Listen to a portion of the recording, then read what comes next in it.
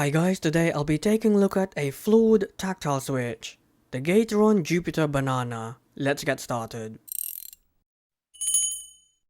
Now I just want to firstly say that these have one of the silliest names for a switch. It's up there with the Duroc Silent Shrimp and the Taro Cream Milk. Now this switch was a collab with Keycaps and it was a Keycaps exclusive, but you can now find these on AliExpress and on Gateron's own website. Now the banana switch is part of Gateron's Jupiter lineup, which includes a red and a brown switch as well as being factory lubed. Now pricing wise, these are $13 for 45 switches on Keycaps website, placing these in the budget range. And this is what they look like when disassembled. Feel free to pause the video. Now let's move on to the switch characteristics.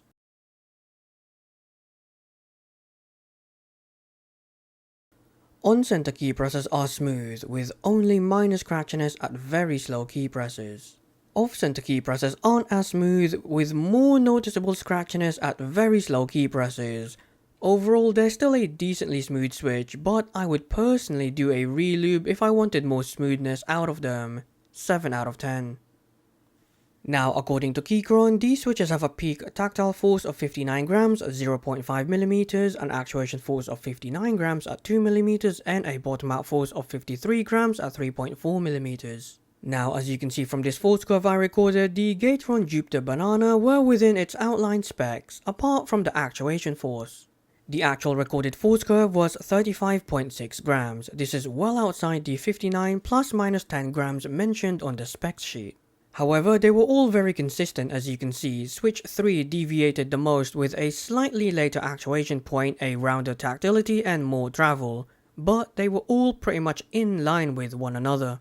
Now here's a force curve comparison against the drop in the Holy Panda. It's clear that the Holy Panda has more of a D-shaped rounder tactile bump as opposed to the Banana's P-shaped sharper bump. Additionally, the Holy Panda has more travel and is slightly heavier, which you can clearly see on the upstroke.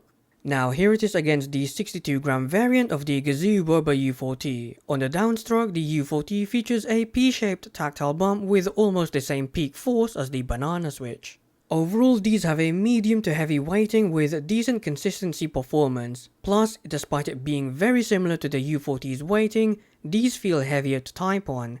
Maybe it's the length of the tactile bump, I'm not too sure, but I wouldn't want these to be any heavier. 8 out of 10. Now, I would describe these as super clacky and poppy, which I find to be very enjoyable. Overall, they're a very good sounding switch, but they probably would have sounded better if they were lubed properly. 8 out of 10.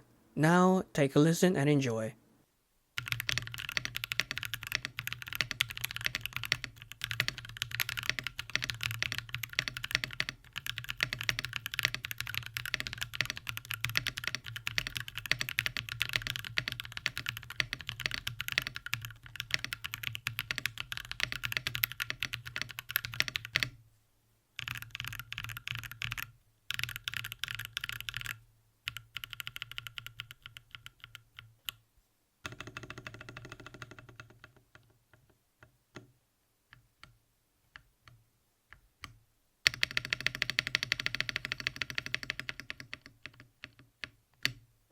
Now, so far the switch has done very well. However, it's time to talk about its most glaring issue, key chatter.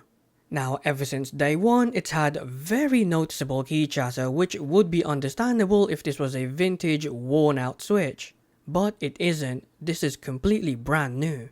Additionally, if you recall, the Boba U4T also had chattering issues. However, that was very mild compared to these banana switches.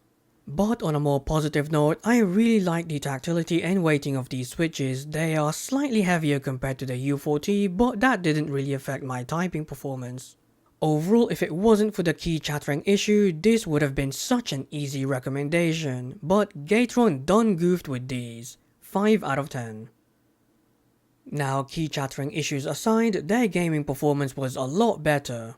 Namely their tactility, which I could actually feel during both fast and slow paced games, although the switches are quite loud given their poppy nature, so that's something to bear in mind.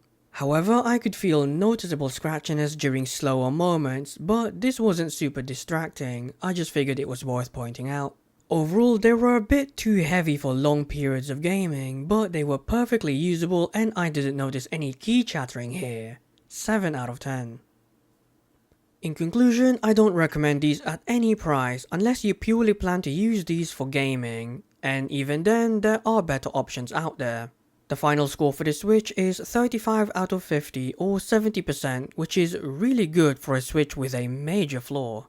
And that's it. Next time I'll probably be looking at another tactile Switch. Anyway, until then, take care and goodbye.